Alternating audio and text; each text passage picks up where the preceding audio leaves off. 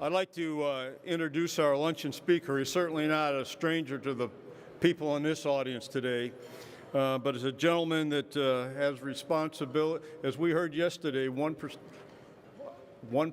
of the area of the Pacific is landmass. But the gentleman we have speaking with us today is the commander of the Indo-Pacific Command. And within that area of responsibility, when you look at the National Defense Strategy, you'll find that he's pretty well got it covered with things that he's got to deal with on a day-to-day basis. And as I said, I'm not going to have to spend any time introducing this gentleman. I'd like to get him up here to speak in front of you. But at this time, I'd like to introduce Admiral Phil Davidson, the Commander of the United States Indo-Pacific Command. Thanks, sir. Aloha and good afternoon. Oh, come on, in Hawaii, it's aloha. Very good. Nice to see everyone today. Thank you, Bob, for the very kind introduction, and thank you once again to the Naval Institute and AFCEA International for hosting this conference. I can't believe the turnout here. This is just an incredible room. And to both Bob and Pete, it is always a pleasure to see you, and I commend your leadership in making this event so successful. Before I continue, I'd like to acknowledge all of the brave men and women of our sea service that are deployed around the globe and in harm's way at this very moment. And I salute those preparing for deployment as well, soldiers, sailors, airmen, Marines, Coast Guardsmen alike. It is their service to our nation each and every day that they serve that truly makes the difference. As Bob intimated, we need to get right into it. So, ladies and gentlemen, allow me to begin our discussion today with a history lesson pertaining to, believe it or not, the Army and the Air Force. However, in the end, I hope you will see it is a story about the future of the Joint Force, and it has implications for our Navy, Marine Corps, and Coast Guard team as well. In the mid-1970s, the Army began to lift its head from its experience in Vietnam and re-examine its obligations in Europe. It found its position, poised as it was against the Soviet threat across the Fulda Gap. Well, they found that position as daunting as it had ever been.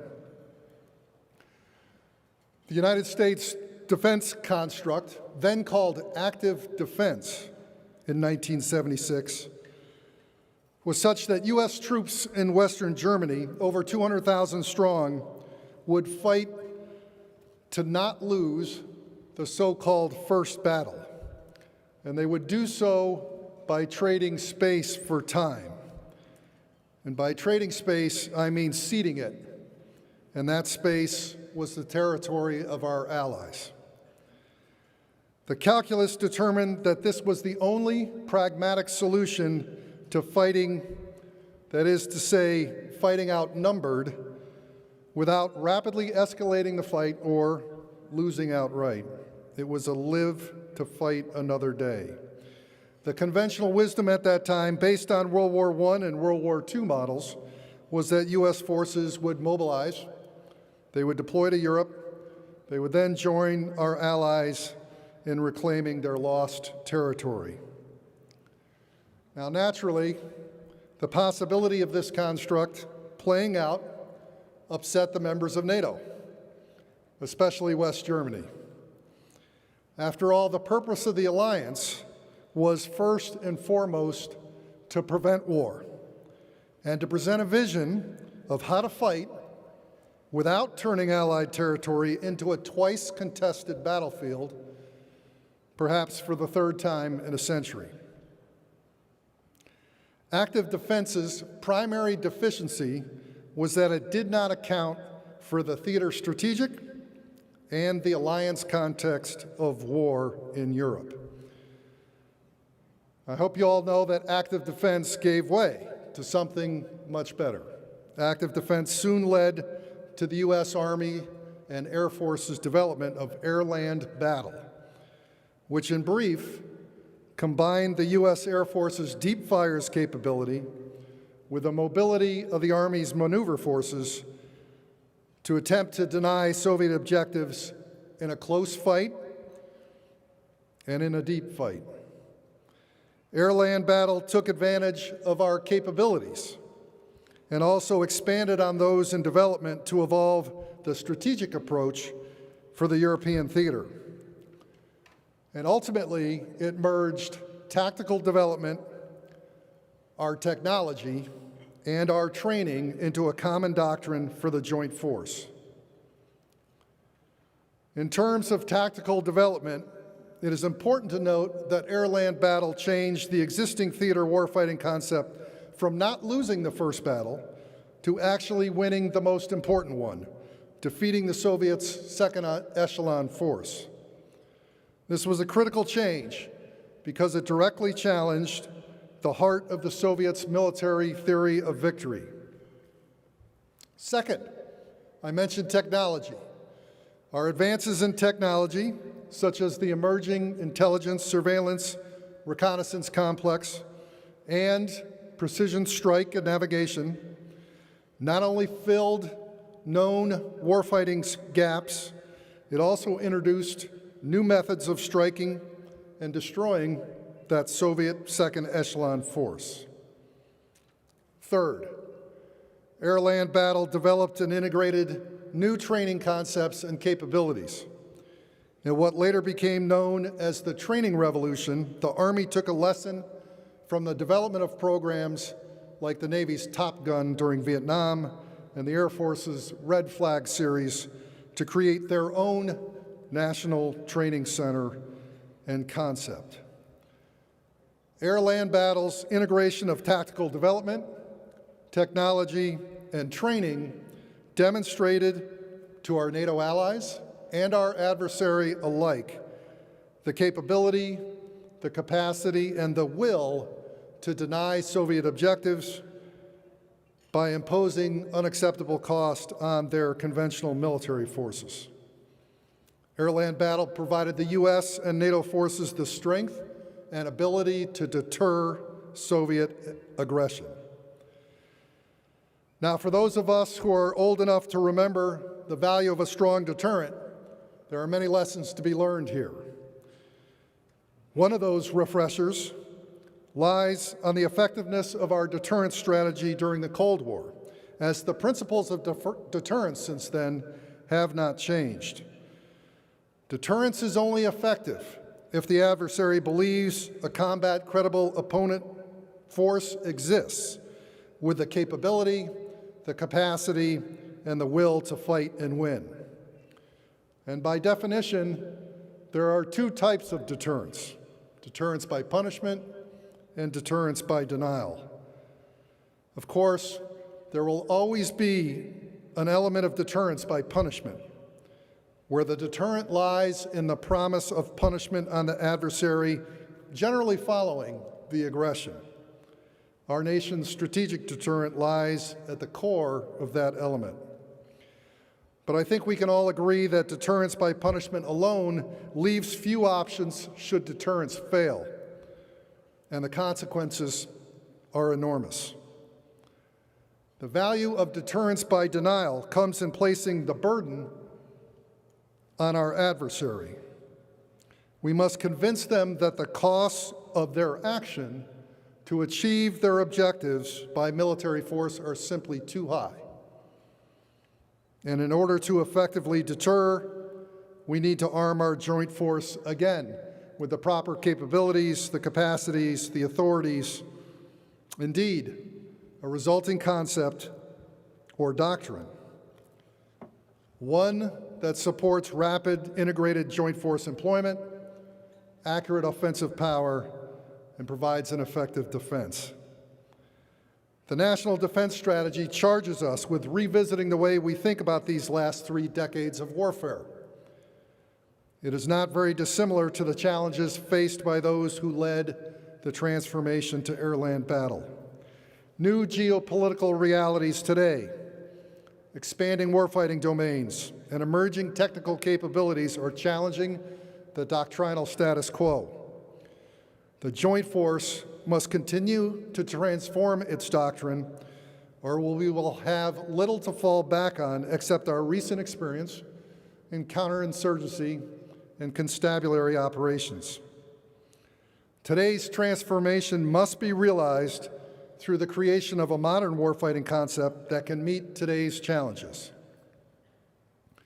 At the heart of it, our forces must be as maneuverable, agile, if you will, and have the depth of multi-domain fires needed to achieve positional advantage. It must leverage an array of interoperable and compatible allies and partners, and it must demonstrate it has the deterrability, if you'll allow me that, to deny and defeat. Let me be clear, I'm not saying that the United States is facing a new Cold War, not at all. Containment is not part of our strategy like it was in the Cold War. However, like the Cold War, we must be doing everything possible to deter a fight. And we must be prepared to fight and win should competition turn to conflict. I know that I'm speaking to an audience that is well-versed in your understanding of the military threat China presents. So today, let me focus for just a moment on China's strategic threat to the idea of a free and open Indo-Pacific. I say it quite frequently. The Communist Party of China represents the greatest long-term strategic threat to security in the 21st century, not only in the Indo-Pacific, but to the entire globe. The Communist Party of China is actively seeking to supplant the established rules-based international order in order to dictate new international norms and behaviors, and ultimately new relationships to the region. Indeed, this very public goal is to establish norms that are driven, guided, and enforced by the party in Beijing. Beijing's approach is pernicious. The party uses coercion, influence operations, and economic, military, and diplomatic threats to bully other states to accommodate the Communist Party of China's interests. These actions often directly undermine the sovereignty of other nations and threaten regional stability. Its direct threats to first island chain nations persist. Its development of multi-domain capabilities across its joint force continue. Its deployment of capability continues to move farther afield and across the globe. In pursuit of its vision, the Communist Party of China employs a whole-of-government approach, using political, economic, and military tools, as well as a vast propaganda machine to garner the support and influence necessary to reshape relationships and gain accesses in the region that are more favorable, again, to the party's interests. The Communist Party of China is looking to change the world order to one where Chinese national power is more important than international law, a system where the strong do what they will and the weak do what they must. Indeed, we, not just the United States, but all nations, we are in a strategic competition between a Beijing central regional order and, as I said, the idea of a free and open Indo-Pacific. The clear hold-build paradigm of the last 3 decades will not serve as a blueprint for doctrinal and capability development for this new competition. And as we saw with the air-land battle transformation, the process through which new concepts mature requires a similar revolution in tactical development, technology, and training today. A new warfighting concept must deliver a similar sense of assurance to our allies and partners today that air-land battle provided to the NATO member states in Europe in the 70s and 80s. It must demonstrate the capability, the capacity, and the will to deny the adversary's objectives in competition and crisis, and if deterrence fails again, to fight and win. The fundamental design behind the evolving warfighting concept must be an integrated joint force that can deny an adversary's ability to dominate in the sea, air, land, space, and cyber domains, and support its own ability to dominate in the same. It requires a more distributed joint position across the Indo-Pacific And that posture must have the sustainment and force protection to be resilient, survivable, and supportable. In the Indo-Pacific, our joint force must more fully integrate its special operation forces, its cyber capabilities, space forces, and ground forces, equipped with long-range fires to present an effective deterrent that holds an adversary and all that adversary holds dear at risk. It is not enough to play defense. I often say catching missiles with missiles is the hardest thing that we do. An Indo-Pacific warfighting concept must have a strong offense as well. This integrated joint force must have the capability to pose multiple dilemmas to the adversary as well, and opposed to an ad hoc joint force shaped to respond to crisis, the integrated joint force must have the capability to pose multiple dilemmas to the adversary as well. And as opposed to an ad hoc joint force shaped to respond to a crisis only after it occurs. Simply put, this requires us to continue to advance our jointness, not only in crisis, but in the day-to-day and in the transition to crisis as well. In the past, we could afford to integrate from time to time. Today, we must be fully interoperable across all domains all the time. An Indo-Pacific warfighting concept will assure our allies and ensure continued access to the global system and the markets therein. This is how our deterrence strategy must continue to underwrite the rules-based international order from which this nation's and so many of our allies and partners' prosperity comes from. In order to achieve this level of deterrence, our investments must harness the advanced capabilities provided by a network of leading-edge technologies, such as integrated air and missile defenses. These that employ multiple sensors and interceptors distributed across the region to protect not only the homeland, including U.S. territories forward, but also our U.S. forces. These integrated air and missile defenses must leverage, integrate, and protect our critical allies and partners as well. And they, our allies and partners, must invest here too. Long-range precision strike capabilities from across all platforms, services, and domains to hold at risk a variety of target sets. Remember, multiple dilemmas. And from distances both in the clinch and from outside the ring. Joint command and control networks that provide speed and flexibility in decision-making, which allow penetration and then disintegration of an adversary's systems and decision-making processes, and thereby defeating their offensive capabilities and their situational awareness. Artificial intelligence, quantum computing, remote sensing, machine learning, big data analytics, and 5G technology will all be required for a well-designed architecture to ensure we are interoperable and compatible in our offensive and defensive capabilities. When combined, these technologies will drive the development of a joint fires network, the JADC2 if you must, which will provide fire control solutions and collaborative engagement opportunities across the entirety of the joint force. The design principles behind a joint fires network include decentralized architecture, automation of fire control functions, and a common operating picture across the joint force for our own asset management and weapon pairing needs.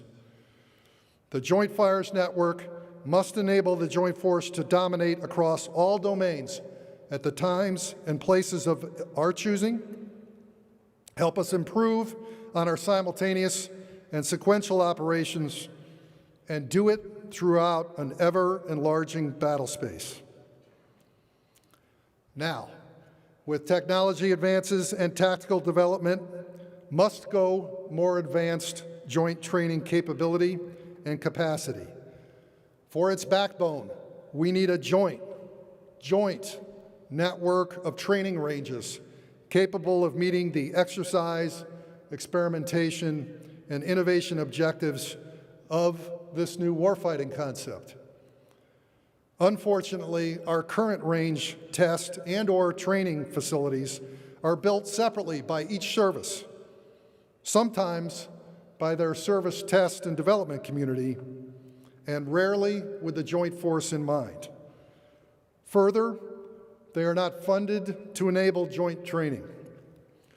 The joint force must have the ability to advance capability at scale through accessible, all-domain, and integrated ranges that can support joint and combined training and exercises. We must all strongly advocate for a joint network of live, virtual, and constructive ranges in key locations around this region, but I would argue as well around the globe, to support joint and combined exercises, experimentation, and innovation. Indo-PACOM is home to and in close proximity to numerous service and national training, testing, and operational ranges and related service facilities. Just some of the CONUS-based examples include the Western Range at Vandenberg Air Force Base in California, the Pacific Missile Test Center at Point Mugu, Nevada Test and Training Center at Nellis in Nevada, the National Training Center at Fort Irwin in California, and the Fallon Range Training Complex in Nevada as well. There are also several critical OCONUS facilities in the region. The Joint Pacific-Alaska Range Complex, the JPARC, provides an unmatched, realistic training environment and allows commanders to train for full-spectrum engagements, large-scale ops, and multinational training.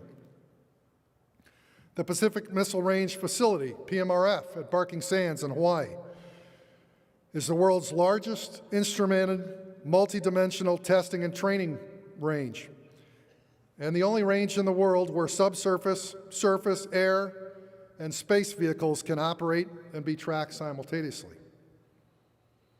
And when combined with PTA, the Pohakuloa Training Range on the Big Island, the only brigade-sized live-fire training range west of California, it presents an incredible joint opportunity if we were able to merge these Navy-funded and Army-funded capabilities into a joint system. Lastly, the Reagan test site on the Kwajalein Atoll is uniquely qualified to support live missile testing and space surveillance operations due to its isolated location. Each of these facilities is optimized to fit a particular domain or a particular test, or to gather information and provide feedback across a specific and usually quite narrow area of interest. The department must find a way to integrate and network these ranges to achieve the full potential of the new warfighting concept, just as the National Training Center became a fully instrumented, state-of-the-art training facility to realize the potential of air-land battle. The only way to combat the security challenges we face in today's dynamic operating environment is through a continuous campaign of joint experimentation and high-fidelity multi-domain training across the joint force. The evolution of innovative operational concepts, directed by the National Defense Strategy, by the way, cannot occur without the capability to execute rigorous experiments and the ability to take measured risks in the development of a more agile, integrated, and lethal force. Integrating our U.S. ranges in the region with allied ranges in Japan and Australia presents an opportunity as well. It would allow us to advance joint and combined capability and capacity in a fully instrumented, live, virtual, constructive proving ground, something our allies and partners don't have yet. An integrated U.S. and coalition force that regularly demonstrates operations across all domains and can do the training needed to present new challenges and dilemmas for potential adversaries would be incredibly powerful. Additionally, a joint range network provides us with the ability to reveal certain capabilities we want our adversaries to see and conceal the things we don't want them to see. This has got to be a major component of any strategy of deterrence. Part of that obligation would be to advance our joint and combined exercises within U.S. Indo-Pacific Command. Talisman Sabre is one of the premier military exercises in the region and has been increasing in complexity, size, and scope during each iteration. We must continue to build on that. There's no there in Talisman Sabre. The joint biennial exercise between the United States and Australia involves more than 30,000 people, and it's got to continue its evolution by integrating more cyber and space operations and more advanced threats into its scenarios. Keen Edge is another example. Keen Edge is our joint and bilateral exercise focused on the defense of Japan. The United States' bilateral relationship with Japan continues and will continue to deepen. Our collaboration gets better and better month by month. We will continue to develop the integration required during high-end conflict. To collaborate more effectively and expeditiously between the U.S. Joint Force and the Japanese Self-Defense Forces. To overcome the information sharing challenges with our closest non-Five Eye partner, and to enhance the transparency needed to fight at the speed of conflict in the 21st century in the Western Pacific. Valiant Shield is our biennial exercise designed to further refine live fire test and evaluation of the evolving suite of net-enabled weapons.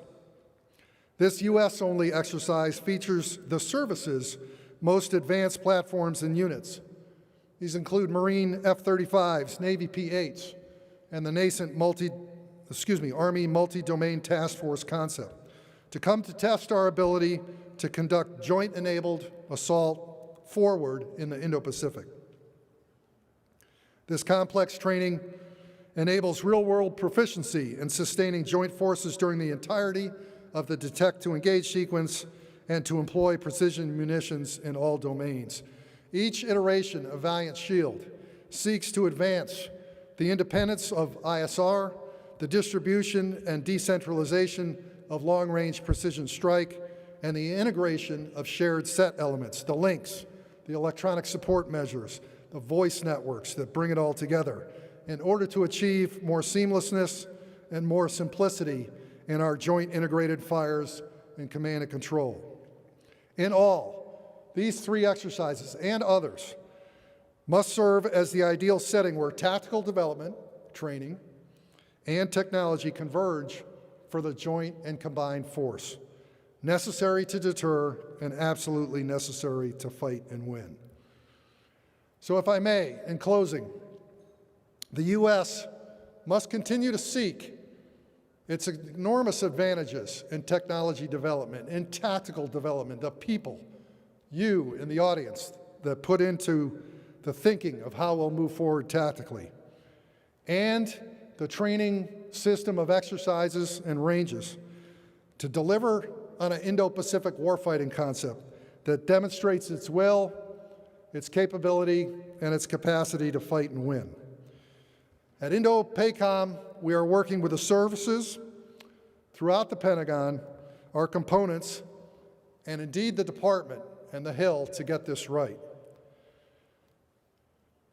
One final note to everyone here in attendance. Your desire to innovate, to challenge, to discover, to think both critically and creatively, and most importantly, to act, is the key to ensuring our United States military continues to be the best in the world. I thank you for your time today and for your desire to advance our joint force capability in the future. May God bless the men and women of the United States Sea Service, every sailor, Marine, and Coast Guardsman, and may God bless the United States of America. Thank you very much. Thank you.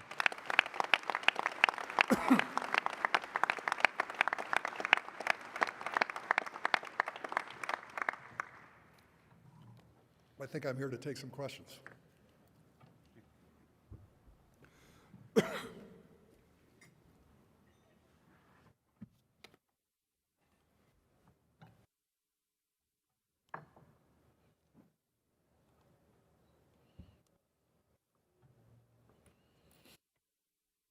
Just trying to.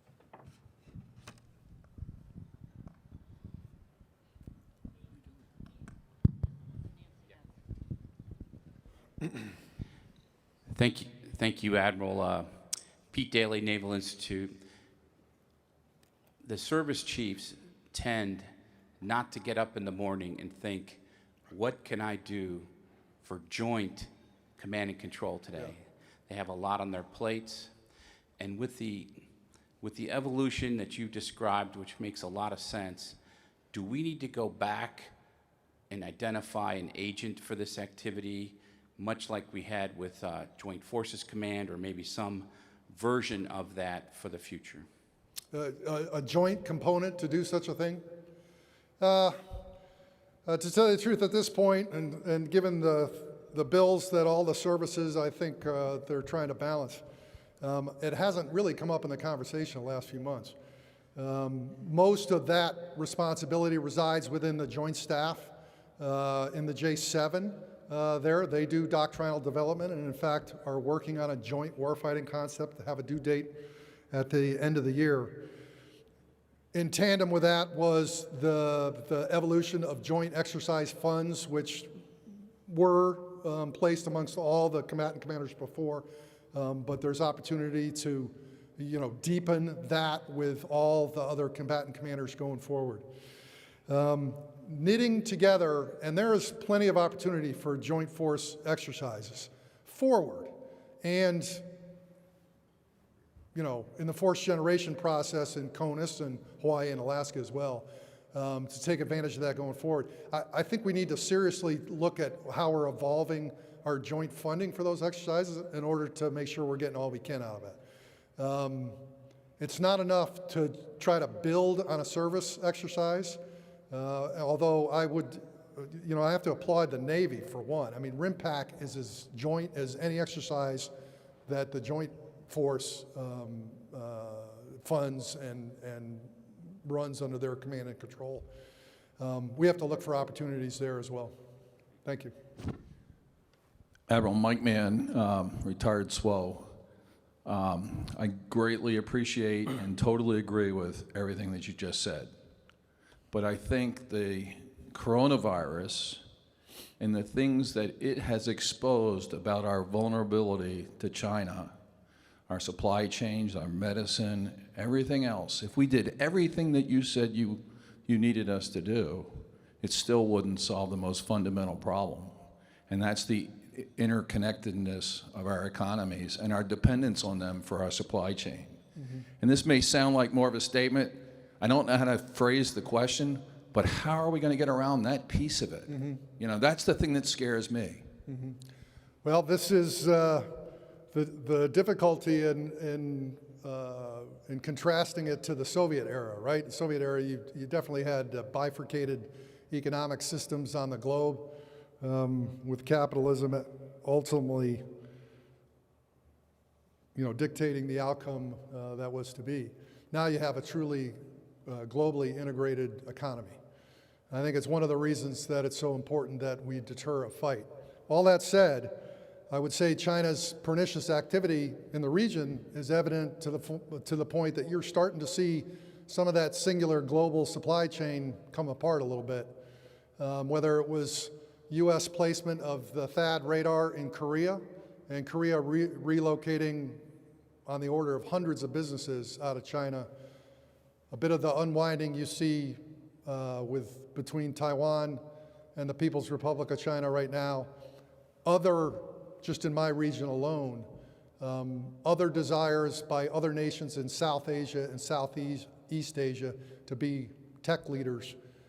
You're going to continue to see the global economy evolve. To think that it's static and unchanging, I think, is to be a little short-sighted. The wealth of population in Southeast Asia and South Asia that needs to be lifted out of poverty, take advantage of some of the global economy, that's the markets to come. And I think as a U.S. strategic viewpoint, we need to be thinking of more diversity anyway, and I think the global system is going to allow it. Thanks, Mike. Hi, Admiral Sam Legrone from USN News. Can you talk a little bit about the changing dynamics of countries bordering the South China Sea? For example, the political decision from the Philippines to terminate the Visiting Forces Agreement. EDCA, I think, is in threat, and then changing relationships, for example, with Vietnam. We understand that the TR is heading to Da Nang sometime this week. Can you talk a little bit about how those dynamics are changing sort of in that region, specifically in the South China Sea? Thank you. Certainly the Visiting Forces Agreement, the Department of Defense is working with state right now to look at that notification by the Philippine government. The Philippines has always been a long and steadfast, not always, but for 120 years now, has been a steadfast ally with the United States. And we have a shared history between our peoples. We have on the order of almost 100,000 U.S. veterans that live in the Philippines, and we have deep U.S. business interests there as well. I would say that the military-to-military relationship with the Philippines is stronger than it's ever been, and has been that way since 2017 when we assisted in the fight in Marawi. We've got processes now, a bilateral strategic dialogue that culminates in 4-star to 4-star annual battle rhythm events to help advance that. So I need to let the department and the State Department work that, but I have the utmost faith in our Philippine alliance and look forward to seeing that move forward together. Vietnam, it's true, we do have TR pulling into Da Nang this week. Vietnam is leading ASEAN this year. Some of the burden that falls to them is this code of conduct negotiation with the PRC for the rules of the road, essentially, in South China Sea waters and elsewhere. They've been quite vocal and supportive of U.S. freedom of navigation operations in the South China Sea, and they've been quite vocal and supportive of the allies and partners that have come to operate in the international sea and airspace in the South China Seas pretty consistently over the course of the last 18 months or so. I was quite impressed with Indonesia and their response to Chinese fishing fleet activities here in early January. It's not a secret that the U.S. alerted them to the movement of that force and the Chinese maritime militia, and Indonesia responded with ships, F-16s, 4 deployed to Natuna Island, and helped set the conditions that established Indonesia's rights to their waters and their EEZ. I see, in general, affirming in the region, Japan, Australia, New Zealand, Canada, United States, France, India, operating independently or together in the South China Sea, clearly in undisputed waters for many of their case, very supportive of our freedom of navigation operations. And you see ASEAN starting to rally around the idea that the code of conduct cannot limit them any more than the UNCLOS already established international norms in the sea space. So I'm quite pleased with the trajectory of things that are going on there. Thanks, Sam. Hi, Admiral Davidson. Bob Ackerman, AFCEA Signal Magazine. You've just described the need for us to establish a credible deterrence in that region, one that has to be based on modern warfare and technology and capabilities. What do you see as the Achilles heel that could prevent or undo the effort to build that deterrence? I'll tell you what our critical advantage is. That's our network of allies and partners. And China's very pernicious activity in the background. There's a lot of corruption associated with it. They're buying off of political elites or business elites in other countries. Could be a critical shortfall. That said, wherever I go, U.S. values, the values of the rules-based international order, competes extraordinarily well with large stacks of yuan.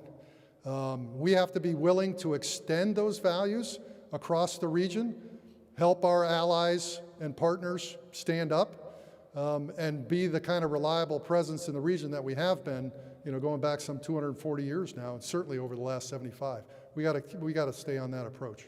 Well, obviously, they won't allow us to just do our deterrence the way we want. Same was true in the Soviet era. Do you think that they are the biggest problem, or are we ourselves the potential threat if we don't follow through?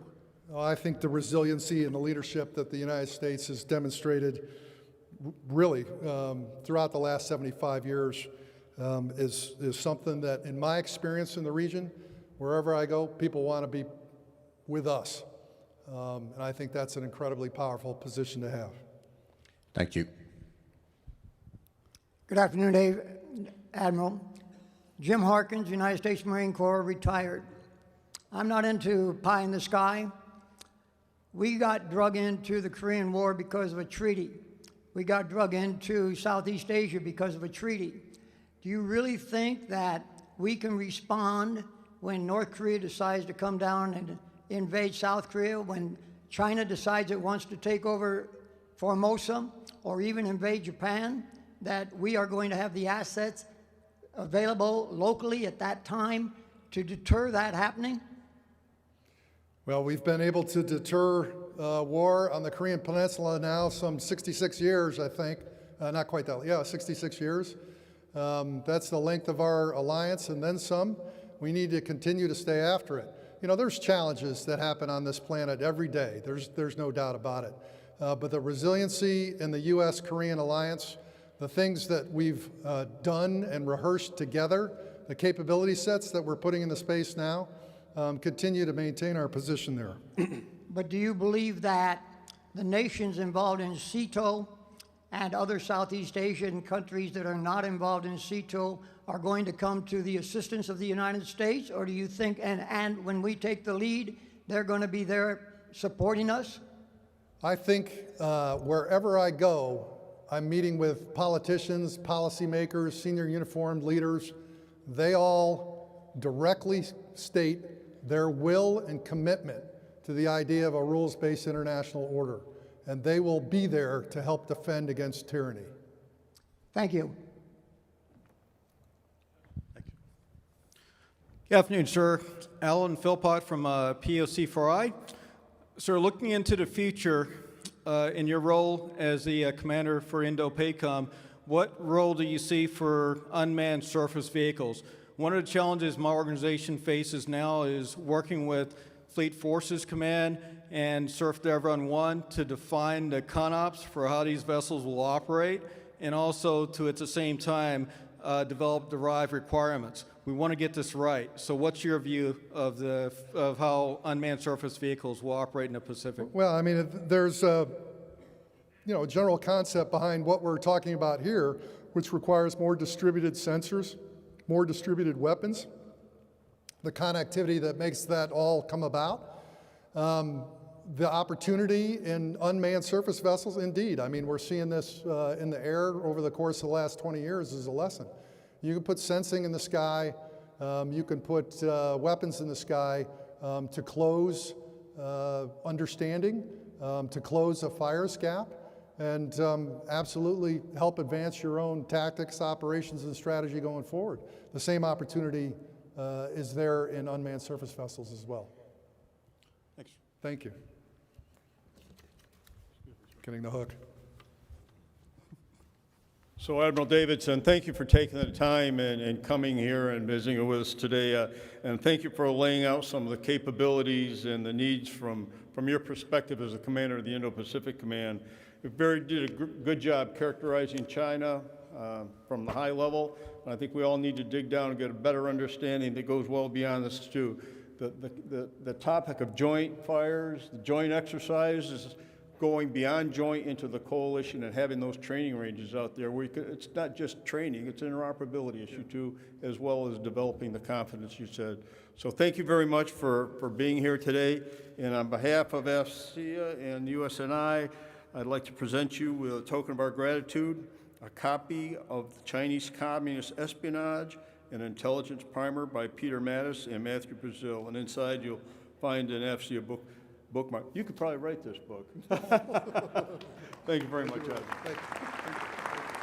Thanks.